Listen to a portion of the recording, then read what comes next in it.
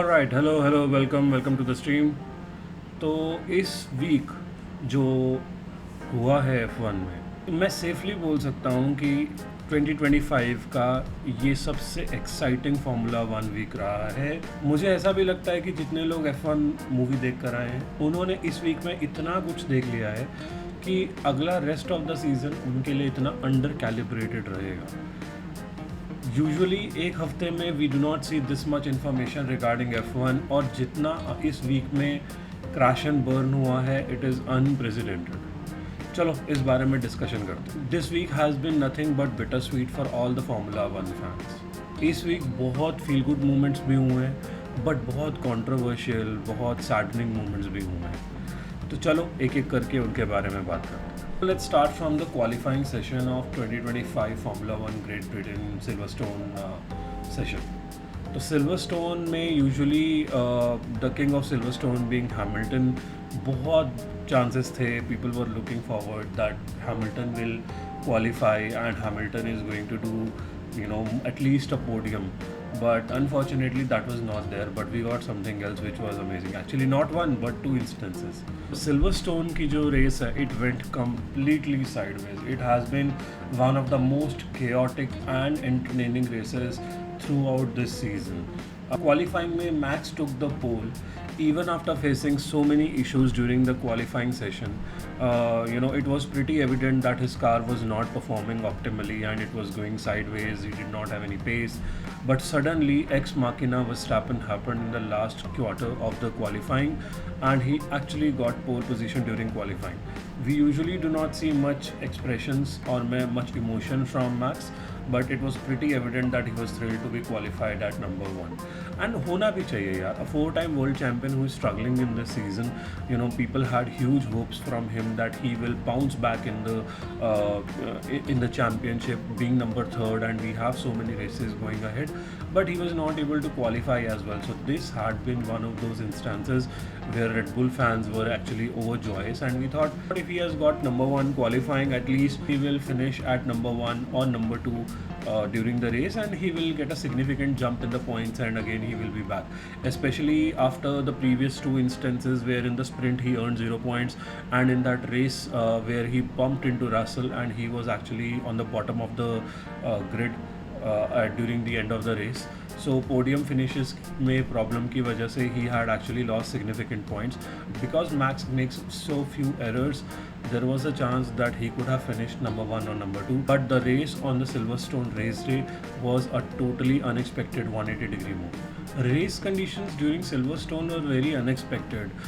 There were bursts of rain and there were areas where it was completely dried out. तो सबसे बड़ा challenge ये आ गया कि teams had to decide which kind of tires to go on, which kind of gambles they have to take. Some gambles paid off, but other gambles did not. For example, when everyone started racing on the Silverstone, everyone had started on inter tires because it was an intermediate rainy effect at the time. However, Charles Leclerc was one of those people who actually started on the slicks, and that gamble actually did not pay off. He was completely off track. His car was not optimally performing. His tires were getting, his tires were slipping. He did not have much traction during the race, and it was really painful to see Charles Leclerc and Hamilton facing such problems. Even Hamilton was facing these issues because he was on slicks. In fact, most of the race was on inters. Almost all the drivers were on inter tires, and there were certain gambles in between to switch to slicks by a lot of teams. जब एकदम dry होने लग गया, that they can pick up the speed, but unfortunately that did not pay off. In fact, there were a few collisions as well during the race. मैं race के बारे में और बात करना चाहता हूँ, but रेस के बाद इतना कुछ हुआ है that we will have to talk about the elephant in the room. So talking about the race first, let's be very brief about it. As usual, McLarens had their 1-2, and both of them were really dominant. Unki cars, everything went perfect, and they were at least 20 to 25 seconds in lead from the number third. The actual race was for number third. For number 3 position, you would see a lot of contenders, namely Hamilton, Stroll, Hulkenberg, and even Verstappen. Now, what happened with Max was Max's car actually spun out during the final leg of the race, in fact, in the last 15 laps of the race, and he was not able to recover from it. He actually was pushed back to position 10th, from where he finally finished on the position 5. There was also a stint in between by Master Stroll when he was actually on P3 because he had not taken any breaks, and he was actually very strongly going in P3 and had a good lead over P4 by 7 to 10 seconds. Even Hamilton, who came to P4, there were chances, there were hopes that Hamilton is going to take over Stroll and he will finish in P3, and he was actually catching up to Stroll. But I don't know what happened to his car. The pace went away, the tires stopped working for him. जो gap Hamilton versus Stroll around 2 seconds हो गया था, that increased to 7 and 8 seconds, and then Hamilton could not catch up simply.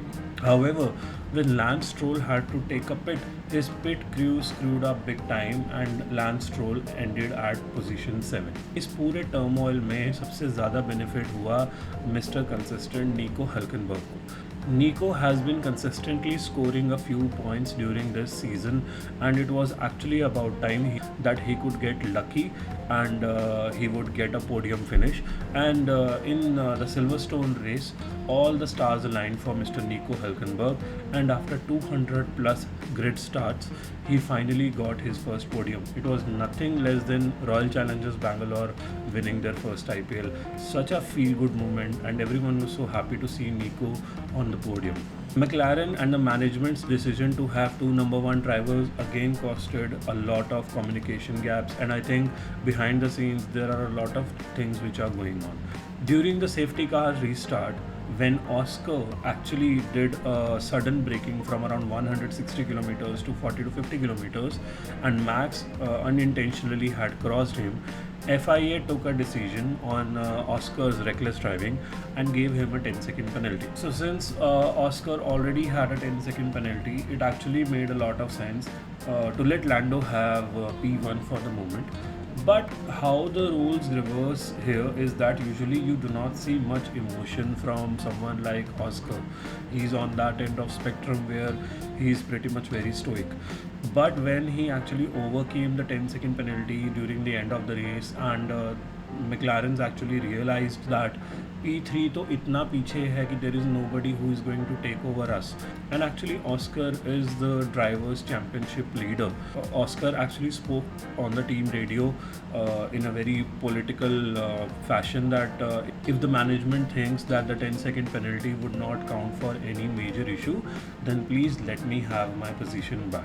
But the same management who actually asked him to give the position to Lando came back to Oscar and said that we are not going to ask Lando to give the position back, you guys will have to race to the end. And obviously Lando was so far ahead that it's not possible in the last few laps to get the position back. Personally, I feel Oscar was robbed of this P1 because of the 10-second harsh penalty, because of McLaren management's decisioning. Even after the race, when there were a few interviews, Oscar refrained from saying anything but kept on saying that if I speak anything, I will be in much trouble, which actually indicates he is not happy for it.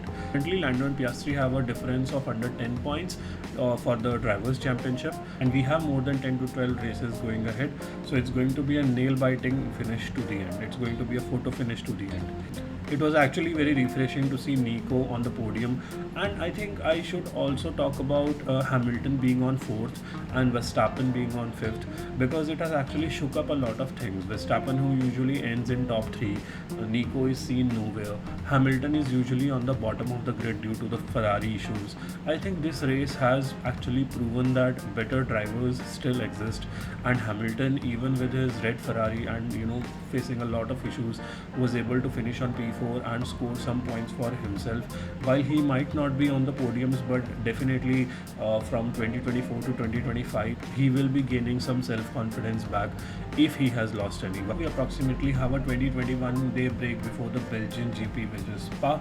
I was also thinking how F1 and FIA will make these break times interesting and keeping people hooked and looking forward for the races. But such shocking things came during the week that there has been a lot of chatter in the F1 fans during this week. Namely, two issues which have come up are Nico not getting the due respect on the podium, which was pretty evident, where Oscar and Lando was celebrating amongst themselves, but nobody was celebrating with Nico on the podium. If any of the old timers were there, let's say Hamilton was there or Verstappen was there, they would have actually done celebration more for Nico than themselves. I while one part of story talks about the arrogance of the new boys, but I have a very different take on it. I think while Oscar was actually pissed off that he got robbed of P1, and Lando was actually celebrating for himself that he has actually got a P1 after some struggles during the previous races, they forgot to involve Nico, and they were more focused on their personal wins and their personal losses. Lando's celebrations were actually very surprising because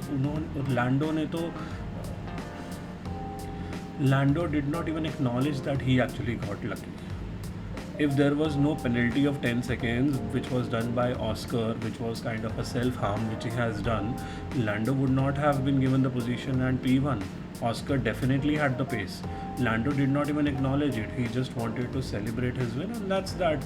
And the tradition of a British driver winning the Great Britain GP again was, that tradition actually continued. Another hilarious instance which happened was Nico, while getting his first podium and his first trophy, did not even get a real trophy. They got a Lego trophy, and one of those three Lego trophies was actually broken after the ceremony.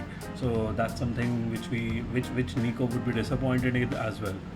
In other news, Aston Martin is doing really well before getting acquisition by Audi, because they have scored double points in the British Grand Prix, with Stroll ending at P7 and Alonso ending at P9. Now let's talk about something which has actually stolen thunder of Nico Hulkenberg's win this week, which is hacking of Christian Horner from Red Bull. This actually came as a shock, and currently everyone is guessing why this has happened. Christian Horner, who served the team for the last 20 years and was actually responsible for building the team and numerous constructors and drivers championships, was actually sacked from the team. He was also a sweetheart of the Drive to Survive Netflix show, and he was loved across the world, but currently he is sacked as the team principal. Horner claims he is still employed with Red Bull, but he will not be taking over the operational activities of the Red Bull team. I think what has happened here is that while Red Bull requires him in a strategic role, but because of the politics which has played out during the last few weeks, he has been pushed out of the team purely on the politics play. Red Bull has no problem with him, but he has been pushed out of the team due to team politics, and that is the reason he is still employed with the team. Now, this is very different from when Gunther Steiner was actually fired as a team principal by Haas, because he actually had lost his job. However, Horner, he still has his job, but he's not the team principal anymore.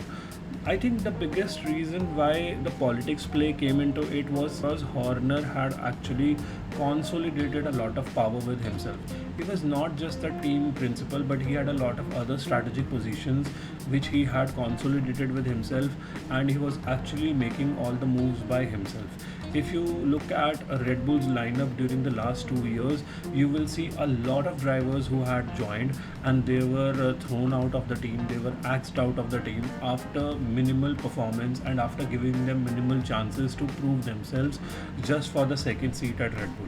In fact, Red Bull has been the only team in F1 who relies only on a single driver. Currently, if you remove Max from the Red Bull lineup, they have only scored 6 to 7 points in the F1 Drivers' Championship. Majority of the points have been scored by Max, and everybody around knows, this being a common open secret, that Max actually has been doing most of the heavy lifting for the team, not just as a driver's champion but also as a constructor's champion. McLarens actually have very balanced car, and it's overall a rocket on the ground. In fact, Mercedes have also a good car. Bringing all of this information into the context will help us understand that the only reason Horner was sacked was because of consolidation of power and a pseudo dictatorship which had been established in the Red Bull paddock. As long as you are getting the work done, and as long as you do not have any controversial problems around you, you don't face much repercussions, and that is the reason Horner has been with the team from the last 20 years.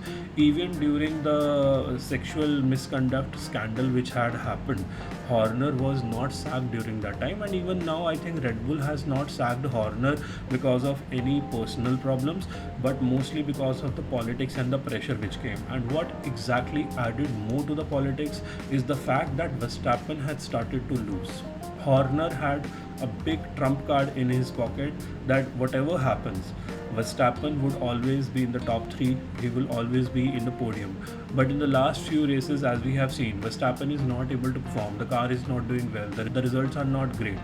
And that is where Jos Verstappen comes in, who is the biggest advocate for his son and has a great pull in the Red Bull arena. He is not just the manager, but he's the father of Verstappen. If we believe the news, Jos Verstappen had actually led a coup against Christian Horner, because of which Christian Horner had to leave the Red Bull team principal opportunity, and now is sacked as a team principal. Now, two theories are coming out of here. Christian Horner has left because Max Verstappen has already signed with Mercedes, and since Max is going to leave, Christian thinks that he has lost the power, and that is the reason he is just leaving the team. He might work with another team from the next year. While this theory stands, I don't think that would have happened after 50% of the season has passed away. Additionally, the evidences which are coming out where Christian Horner was told well in advance that he has to leave the team, they also do not support the fact that he has actually left the team after Max has signed with Mercedes. While a lot of chatter is happening around it, and Max is not even outright denying it. Usually he outright denies that I'm going to stay here. There's a good chance he has actually signed with Mercedes. Now there is another theory which makes absolutely more sense behind why Horner was actually sacked from the team.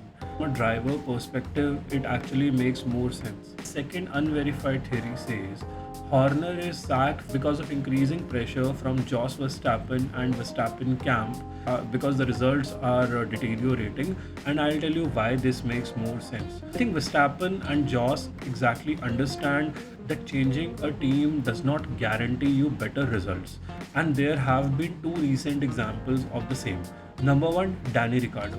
He was doing fairly well in Red Bull, but he actually changed his team to Renault, thinking that he would be earning more championships there. What actually happened was Danny soon realized that his driving style is more suited to a Red Bull car than any other car, and even after years of trying, he was not able to make any impact on the scene, and right now he's a retired driver who is not even coming back for Cadillac if we follow the news. Second example is Hamilton, who has won 7 world championships, and from last 2 to 3 years there is a dry spell, but he was actually achieving podiums and good finishes with Mercedes, even if he was not able to win the championship. While he has moved to Ferrari, but the results have been really underwhelming for him, and even Hamilton understands that if he wants to win with Ferrari, he will have to spend more time here, or he will have to make a decision of moving to some another team. Hamilton, being a senior driver and your body's reflexes actually slow down, he has a very limited time to win his 8th championship and to cement himself as the greatest of all time, beating Michael Schumacher. Verstappen, who's a 4-time champion and currently at 27 years of age, understands that to win more championships, it's not guaranteed that if he changes the teams, he will be able to win. It is in his best interest to stay with the same team, work with the same familiar car, bring in better engineers, better strategists, better calls, and then work and win with Red Bull. He's anyways on the top of the game as a driver. We have seen numerous examples where good drivers are lost in the grid because of a bad team, because of bad team calls.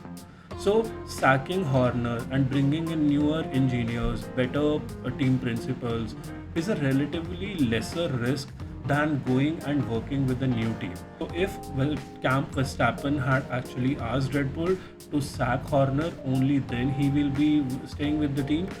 The time will tell that, but this second theory actually makes more sense. Now what do you think? What's going to be the future of Formula 1? Is Max going to stay in Red Bull? Will Russell finally dethrone Verstappen from the podium and he will be on number 3 as a drivers' champion? Will Hamilton finally score any podiums in this season and get his Nico Hulkenberg moment for once? Please share your comments and thoughts in the comment section below, and don't forget to like, subscribe and share to the channel. I'll see you in the next one.